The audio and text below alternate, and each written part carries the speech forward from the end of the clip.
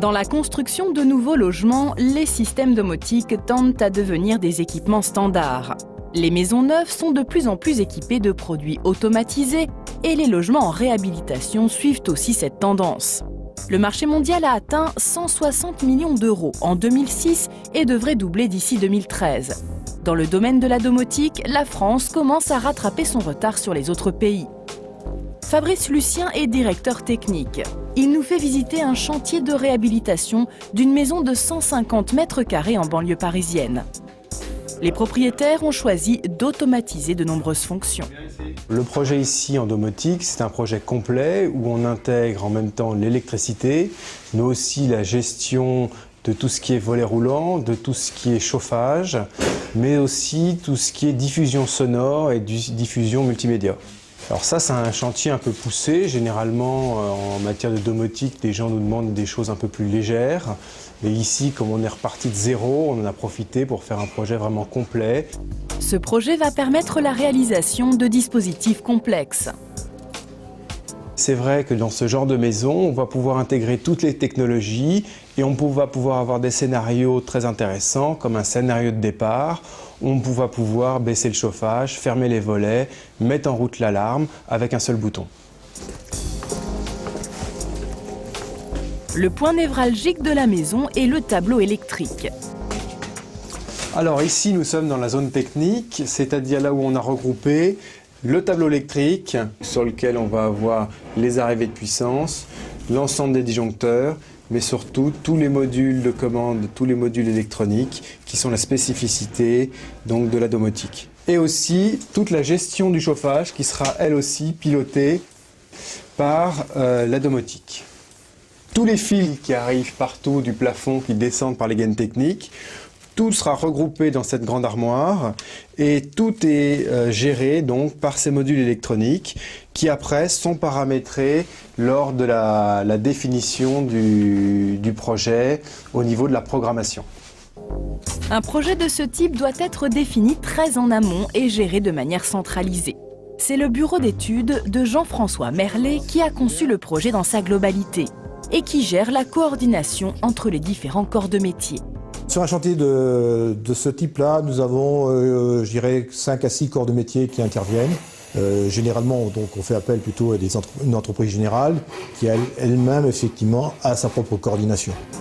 Les bureaux d'études sont témoins de l'accroissement du marché de la domotique en France.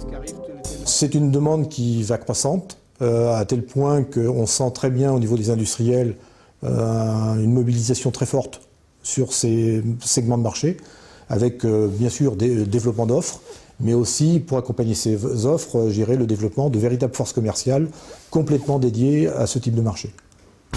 Selon François-Xavier Geland, expert en domotique et multimédia, l'irruption des nouvelles technologies dans la maison va modifier profondément le monde du bâtiment. En France, on câble exactement comme il y a 35 ans. Là où, chez nos voisins, même nos voisins proches, en Belgique ou en Allemagne ou en Angleterre, au fil du temps, en fonction des nouveautés, en fonction de l'innovation, les technologies ont évolué, sont rentrées dans nos maisons. Donc nous, l'approche en France est un peu différente, c'est-à-dire il faut vraiment être au pied du mur et avoir des clients qui demandent. Et quand les clients sont demandeurs, tout le reste de la chaîne du bâtiment s'adapte et petit à petit, on va intégrer ça et on va rattraper très vite notre retard en fait. C'est ça qui est intéressant et c'est ça qui est plutôt positif. Il nous fait visiter une maison parisienne dotée de nombreux équipements. L'entrée s'effectue grâce à une reconnaissance digitale. Ici, on est dans une chambre, la chambre principale. La tendance aujourd'hui dans ce genre de maison, c'est d'une part d'avoir la technologie présente à peu près partout, c'est-à-dire qu'on veut travailler, on veut se distraire, on veut pouvoir accéder à Internet, on veut pouvoir écouter de la musique, etc. de partout. Par contre, on ne veut pas voir la technologie. La technologie est donc disponible, mais elle peut se faire invisible. Le câblage de prise réseau dans toutes les pièces rend l'installation évolutive. Ces technologies sont gérées à travers de nombreuses interfaces. On peut, à travers l'écran plasma, gérer, je dirais, toute l'installation. Donc on peut visualiser les différentes pièces. Si je veux descendre les volets de la chambre, je vais aller dans la chambre et je vais cliquer sur le volet pour qu'il descende. On peut également voir tout ce qui se passe au niveau de l'énergie, c'est-à-dire on a l'information sur qu'est-ce qui produit l'énergie, qu'est-ce qui consomme de l'énergie, et on va récapituler sur différents histogrammes. Donc on va pouvoir au fil du temps connaître un peu le comportement de la maison et en tirer les conclusions, c'est-à-dire on va pouvoir visualiser un équipement qui serait défectueux, qui consommerait trop, une fuite d'eau.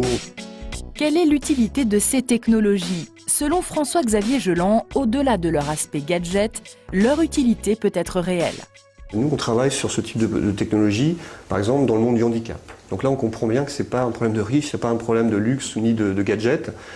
Exactement ce type d'interface va permettre, par exemple, d'un fauteuil roulant, de pouvoir entrer dans la maison, de pouvoir répondre au téléphone, de pouvoir gérer les équipements.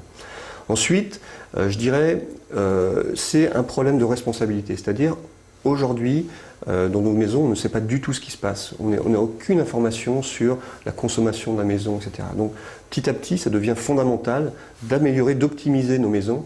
Et donc le fait, je dirais, de prédisposer au minimum ce type de maison pour au fil du temps, au fil de l'évolution des mentalités, petit à petit ajouter ce type de fonction. L'impact financier de ce type de projet reste important. Il s'élève à 50% supplémentaires par rapport à une installation électrique traditionnelle.